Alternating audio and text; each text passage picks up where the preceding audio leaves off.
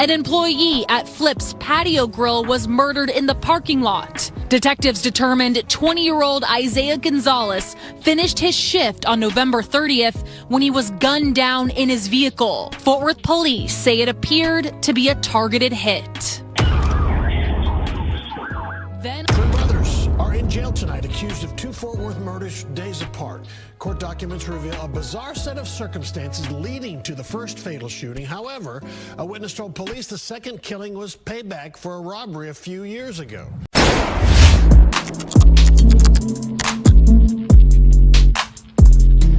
Alright y'all, now this story right here gives a new meaning to laugh now, cry later.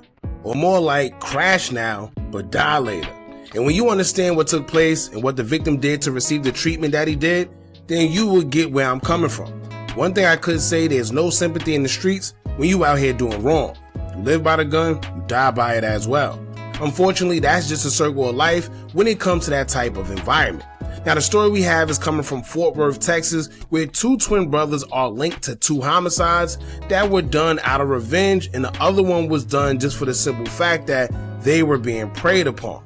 Now when they say that get back don't got no time limit, well, they were referring to these guys. Now two of the twins who goes by the names of Samuel Gabetabo and Solomon Gabetabo, both guys are twin brothers who is 20 years old and have been arrested for two homicides, one which many people will find justifiable due to the nature of their get back. One situation occurred as they were only giving out the energy that they received years ago after being put on camera and embarrassed. The other one may also be justified under the laws in Texas because although they did take a man's life, according to reports, the victim were trying to rob them and would end up getting shot and losing his life shortly after in the hospital. In Texas, they're just like Florida and other states that have a stand your ground law, unlike places such as New York.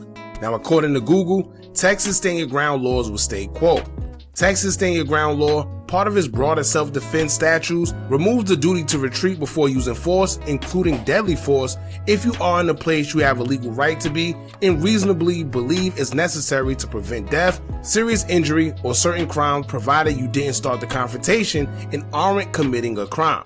This expands on the castle doctrine, allowing force in your home, vehicle, or workplace without retreating, and applies outside those locations too, without requiring retreat if lawful. And when it comes to one of the bodies they are accused of catching, the victim was attempting to forcefully get inside their car when he was shot, according to one of the friends that was actually with the victim when they were going around trying to steal items out of people's cars. So I guess we'll just have to wait and see how that situation plays out in court, but in the meantime, let's get into the full story of both of these guys in both instances where they're being accused of taking somebody's life for trying to get into their car and also getting get back years later.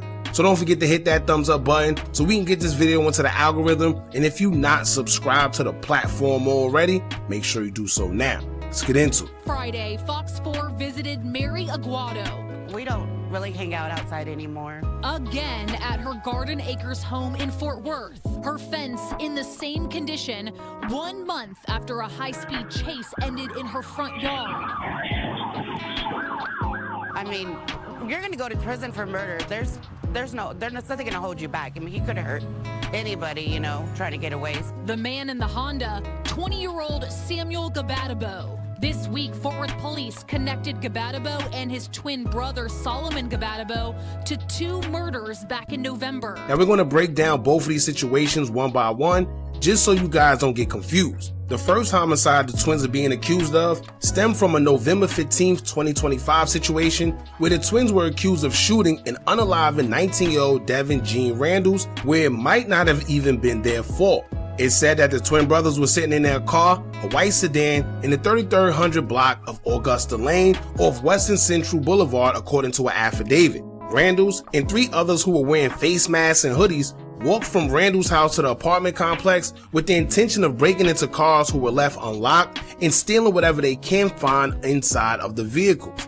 The crime spree was shortly-lived because when Randalls approached the white sedan that the twins were sitting in, as soon as he tried to enter the front passenger door, he was met with gunfire.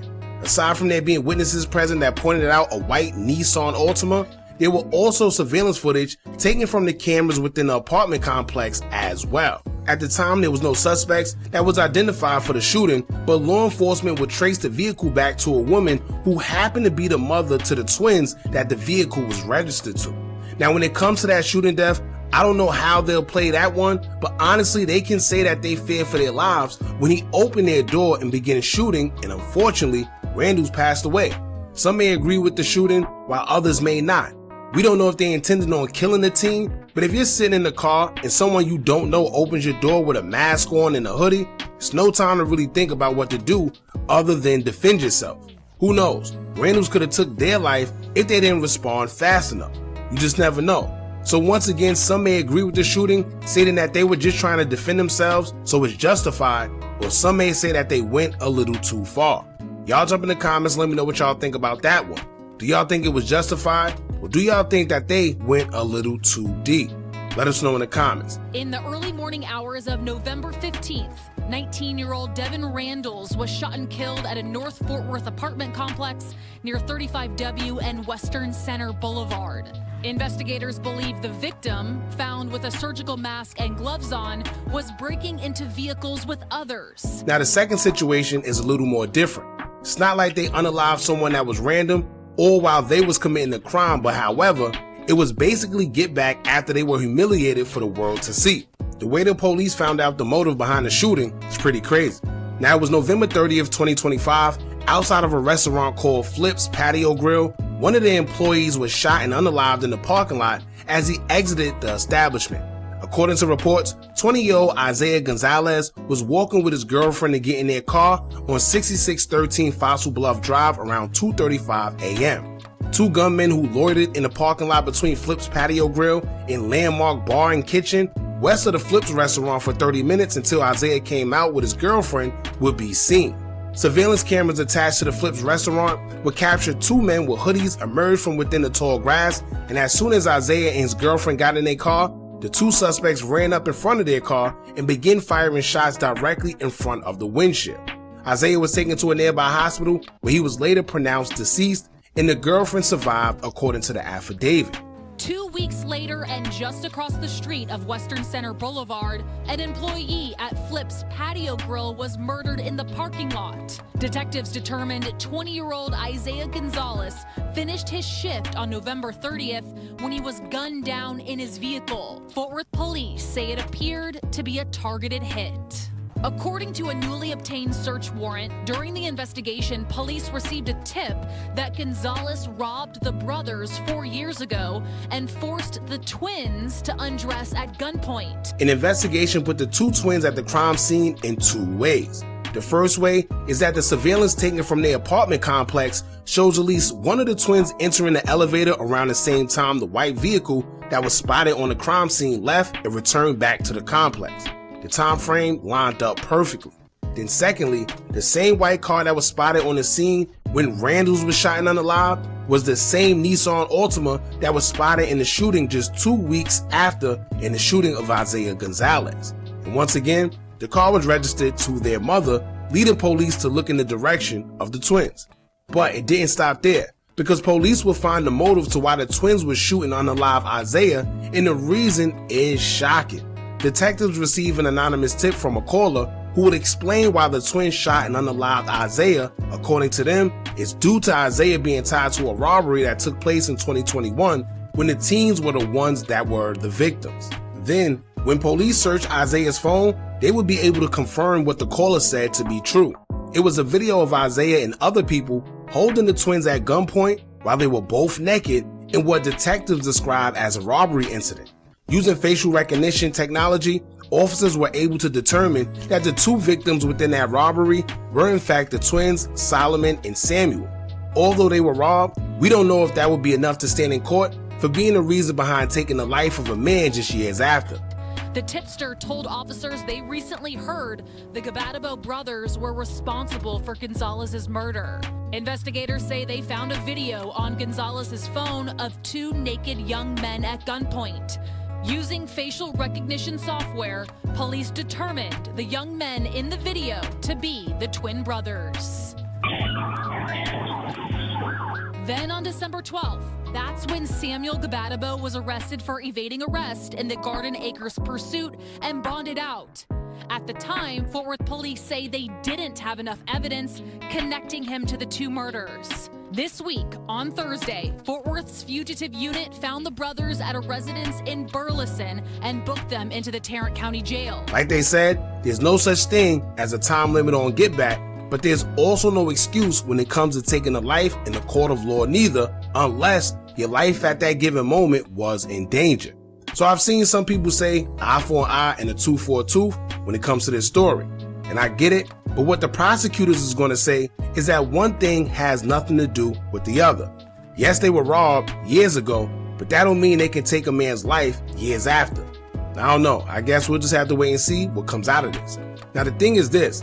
These days, as I always tell y'all, it's almost impossible to get away with doing anything illegal. From the surveillance cameras all around, whether it's on businesses or traffic and streetlights, but it gotten even worse now that everyone and their mothers have Ring cameras. Not to mention the Tesla cars that have cameras on them whether the car is on or not. So it's like you can't escape no matter what you do. You can almost guarantee yourself that you're being recorded or someone seeing you. Now another thing, they were using their mother's vehicle to commit these crimes, which is a big no-no and very dangerous as well. I would never recommend spinning out in your mother's vehicle or anybody's vehicle for that matter. A lot of guys do this because they don't have their own cars. So they're borrowing their parents or siblings or somebody in their family vehicles, and while they're lending them their vehicle out of good faith, a lot of these guys are going on drills and not telling the person who the car belonged to. One of the main reasons this is the worst thing you can do is because in many cases, when you do something in these vehicles, people may not forget the car they spotted whenever the crime or whatever went down, especially if you rob somebody or do a shooting. So all it takes is for them to randomly spot that vehicle again, but the only difference is the person that's in it had nothing to do with whatever crime took place. But the thing is, the people that want their get back got no time to decipher who's in that car. All they know is that the people that robbed them or did whatever they did to them was in that vehicle, and in many cases, they shoot into the vehicle without asking any questions, which means an innocent person can get hurt or possibly lose their life, all because of something you did without telling them. Crazy. Not to mention, if you're caught on surveillance doing anything in somebody else's car, all it takes is for the cops to stop them. They not know what's going on, but at the end of the day, the cops don't know who was in the vehicle at the time of the crime. They just know that that vehicle was involved, and you could get somebody in jail for something that you did. Crazy. Now y'all let me know what y'all think about this. How do y'all feel about the first homicide they're being accused of? If somebody were trying to break into your vehicle while you're inside with a mask on and a hoodie, is it justified if you shoot them and they pass away? And if someone robs you at gunpoint and strip you naked while recording it, is it warranted that you take one of their lives years later? Let us know in the comments. Don't forget to like, comment, share, and subscribe. Hit that bell so you're notified every time we drop new content. And remember, as long as you keep on watching, I'm going to keep on dropping. I'm out.